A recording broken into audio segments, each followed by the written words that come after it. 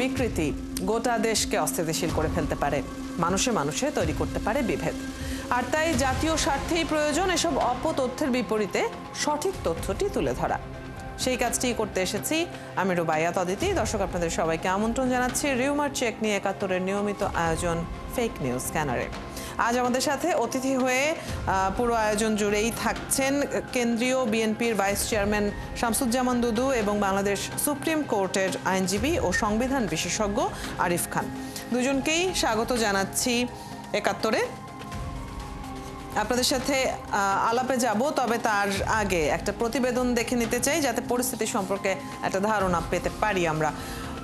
মির্জা ফখরুল ইসলাম আলমগীর নাকি বক্তব্যে বলেছেন বিএনপি এখন হাসি ঠাট্টার পাত্র হয়ে গেছে, তাই না? এমন একটি ছবিযুক্ত ফটোকার্ড সামাজিক যোগাযোগ মাধ্যমে ছড়িয়ে দেওয়া হয়েছে। অনুসন্ধানে জানা গেল এটা ছিল গুজব।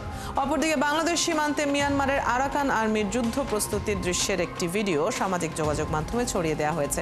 পরে ফ্যাক্ট চেক করে জানা গেল সেটাও মিথ্যা তথ্য। সংবেদনশীল এমন ৫টি অপতথ্যের ফ্যাক্ট চেক আমার হাতে, শুরুতেই সেটা দেখে নিই চলুন। মির্জা ফখরুল ইসলাম আলমগীরের এই ছবিটি এখন ভাইরাল, যেখানে দাবি করা হয়েছে তিনি নাকি বলেছেন বিএনপি এখন হাসি ঠাট্টার পাত্র হয়ে গেছে, তাই না?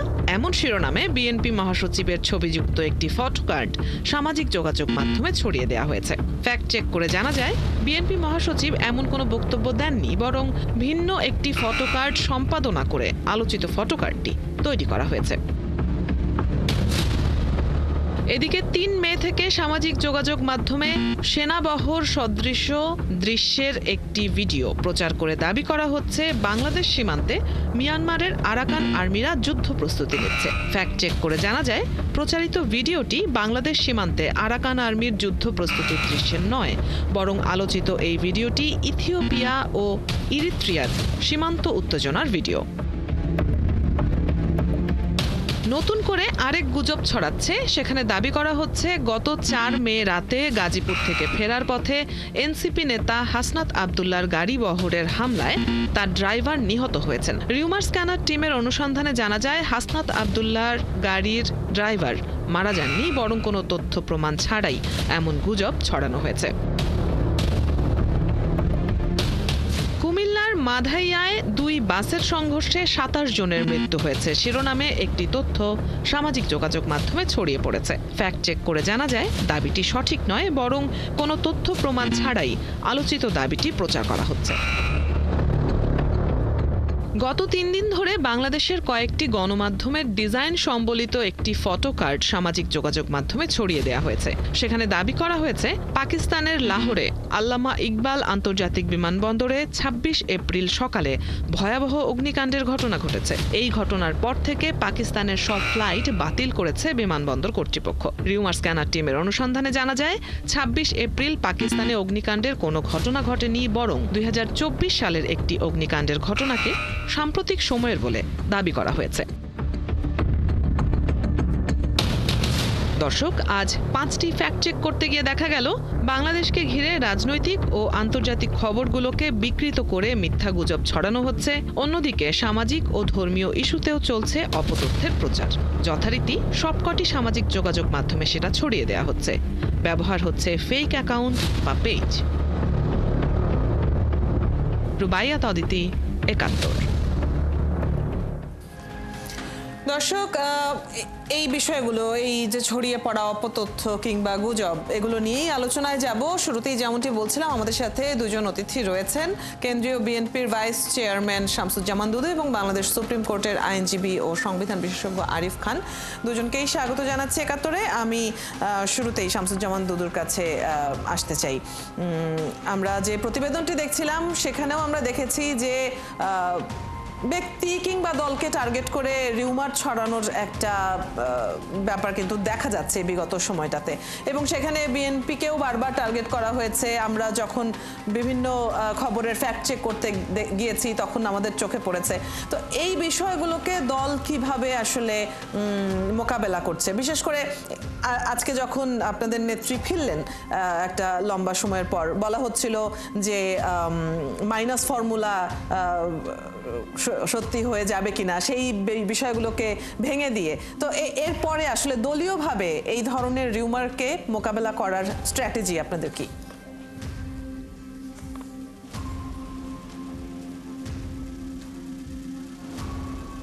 আপনাকে ধন্যবাদ। তবে আপনার যে প্রশ্ন, প্রথমটা একটু বুঝতে পারলেও দ্বিতীয়টা একেবারেই আমি শুনি নাই। আমার শুনতে পাচ্ছেন? অডিও চেক করার সময় আপনি বলেছেন যে মানে আরিফ সাহেব যে শোনা যাচ্ছে, কিন্তু আসলে আমি এখন যখন আপনি প্রশ্ন করলেন একেবারেই শুনি নাই। প্রথমটা একটু শুনেছি, আর আপনাদের যখন নিউজে শুরুতে তখন 2-3টা আমি শুনতে পেরেছি। আমি এর উপরে ভিত্তি করে কথা বলি, সেটি হচ্ছে যে সোশ্যাল মিডিয়া, ফেসবুক কিছু কিছু ক্ষেত্রে ভালো, অধিকাংশ ক্ষেত্রেই অনির্ভরশীল একটি সংবাদ মাধ্যম, সোশ্যাল মিডিয়া বা যেভাবে আমি ব্যাখ্যা করি না কেন, আমার কাছে মনে আছে দিন যত যাচ্ছে এটি বিপজ্জনক হয়ে উঠছে। যেমন বিএনপি মহাসচিব তার বরাতে সোশ্যাল মিডিয়াতে যে সংবাদ প্রচার করা হয়েছে সেটি হচ্ছে বিএনপি হাসি ঠাট্টার পাত্র হয়েছে। মানে একটা গোষ্ঠী নিউজের কার্ড বানিয়ে সংবাদ প্রচার করে কোনো কোনো ক্ষেত্রে প্রতিষ্ঠিত সংবাদ পত্রের উদ্ধৃতি অথবা টেলিভিশনের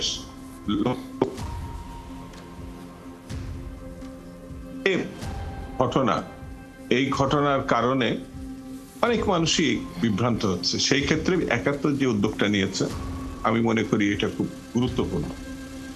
এই গুরুত্বপূর্ণ এই কারণেই যে অনেক সাধারণ মানুষ সোশ্যাল মিডিয়ার সংবাদ অথবা ফেসবুকের দিয়ে আমার কাছে অনেকেই টেলিফোন করেছে, অনেকেই জানতে চেয়েছে, খুব নির্ভরযোগ্য ব্যক্তিরাও, যে এটা কি মহাসচিব সাহেব কি বললেন, তার মানে তারা এটা বিশ্বাস করেছে।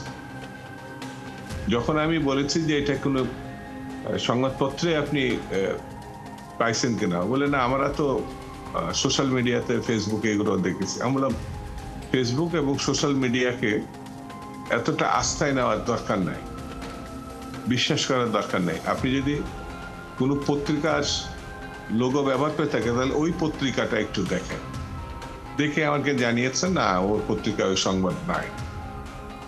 আমার ক্ষেত্রেও আমি দেখেছি এই ধরনের বিভ্রান্তিমূলক বেশ কিছু কথা, সংবাদ আমার জবানিতে তারা বিভিন্নভাবে সোশ্যাল মিডিয়াতে আসছে। পরবর্তীতে এটা আমরা জানার পরে প্রোটেস্ট করেছি, আমি নিজে প্রোটেস্ট করেছি, কিন্তু এটা তো প্রচারই হয়ে যায়। সোশ্যাল মিডিয়ার বিষয়টা এমন যে এটা দেওয়া মাত্রই হাজার হাজার না, লক্ষ লক্ষ না, কোটি কোটি মানুষের কাছে চলে যাচ্ছে। তো এইটা তো একটা খুব ভয়ঙ্কর। তো আমার কাছে মনে হয়েছে এই জিনিসটা যেমন ৭১ টেলিভিশন উদ্যোগ নিয়েছে, আমার বিবেচনায় বিষয়টি সরকার আইন করে বিষয়টি দেখতে পারে। কারণ কোনো কোনো সংবাদ, যেমন আরাকানের বিষয়ে যে যুদ্ধপূর্ণ ঘটনার মানে সোশ্যাল মিডিয়াতে প্রচার করা হয়েছে, কিন্তু আদতে সেটি সত্য না। তো এটা তো মারাত্মক ব্যাপার যে একটা দেশের সঙ্গে আমাদের যুদ্ধ হচ্ছে বা যুদ্ধমূলক পরিস্থিতি আছে, যেটি সত্য না সেটা আমরা দেশে। আপনার কাছে আমি জানি না আপনি আমার কথা এখন আসলে শুনতে পাচ্ছেন কিনা, আপনার কাছে শুনতে পাচ্ছি না। আচ্ছা, তাহলে সেটি নিশ্চয়ই ঠিক করতে হবে। ততক্ষণে আমি একটু আরিফ খানের সাথে কথা বলে আসি। যদি যে এই বিষয়টি শামসুজ্জামান দুদুও তুলে ধরেছেন যে অনেক সময়ই এমন হচ্ছে আমরা কিছু গুজব দেখে সন্দেহ পোষণ করছি, কিন্তু সমস্যাটা সেখানে হয় যখন একদম মেইনস্ট্রিম গণমাধ্যমের লোগো ব্যবহার করে সেটা ছড়ানো হচ্ছে। এটা খুব কমন প্র্যাকটিস এই সময়ে দেখা যাচ্ছে। এই ধরনের পরিস্থিতিতে সাধারণ মানুষও অনেক সময় বিশ্বাস করে সেটা শেয়ার করছে, আবার কোনো কোনো ক্ষেত্রে পরিকল্পনা করে যেটা ষড়যন্ত্রমূলক শেয়ার করে ছড়িয়ে দেয়া সেটাও হচ্ছে। কিভাবে আলাদা করা সম্ভব সেটা নিশ্চয়ই একটা আলাদা প্রযুক্তির প্রয়োজন হতে পারে, কিন্তু এই ক্ষেত্রে আইনের প্রয়োগটা কেমন হবে? ধন্যবাদ। আমার কথা শুনতে পাচ্ছেন? জি, শুনতে পাচ্ছি। আচ্ছা, এইখানে আমাদের বর্তমানে যে প্রচলিত আইন আছে সে আইন অনুযায়ী এরকম গুজব, ফেক বা ভিত্তিহীন খবর প্রচার করা, খবর তৈরি করা, খবর শেয়ার করা, এগুলো আমাদের প্রচলিত আইনে কিন্তু নিষিদ্ধ এবং শাস্তিযোগ্য অপরাধ।